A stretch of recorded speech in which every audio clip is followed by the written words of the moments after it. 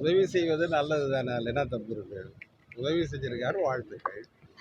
உதவி செய்யறதப்ப எப்படி பாக்குறீங்கன்னு கேக்குறீங்களா? ஏன் அது மாதிரி கேக்குறீங்க?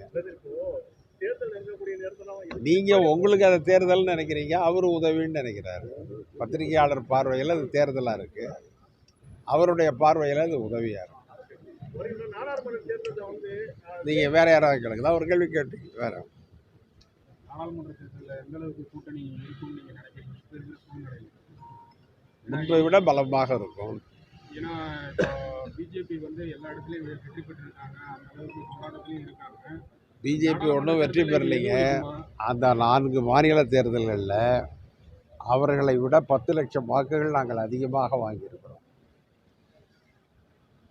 வட மாநிலங்களில், இந்தி பேசுகிற மாநிலங்களில் பாரதிய ஜனதா பலமாக இருக்கிறது என்கின்ற ஒரு கற்பனையான மாநிலத்தில் அவர்கள் பெற்றிருக்கிற வாக்குகளை விட காங்கிரஸ் பெற்றிருக்கிற வாக்குகள் 10 லட்சம் அதிகம்.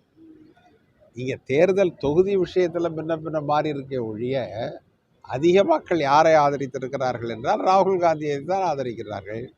இதை விட உங்களுக்கு வெளிப்படையான ஆதாரபூர்வமான தகவல் என்ன இருக்கிறது? எனவே வடநாட்டிலும் நாங்கள் தான் வெற்றி பெறுவோம். 2024 தேர்தலில் மகத்தான வெற்றியை. தேமுதிக தலைவர் விஜயகாந்த் அவர்கள் இறந்திருக்காங்க, அந்த நேரத்தில் நீங்கள் இல்லை, நான் டெல்லியிலேயே அவருக்காக அஞ்சலி செலுத்தினோம், அவருக்காக இரங்கல் உரை கொடுத்தோம். மிக சிறந்த தலைவர், நாங்கள் விரும்புகிற ஒருவர். எங்களுடைய தலைவர் ராகுல் காந்தி உடனடியாக அதற்காக இரங்கலை தெரிவித்தார்.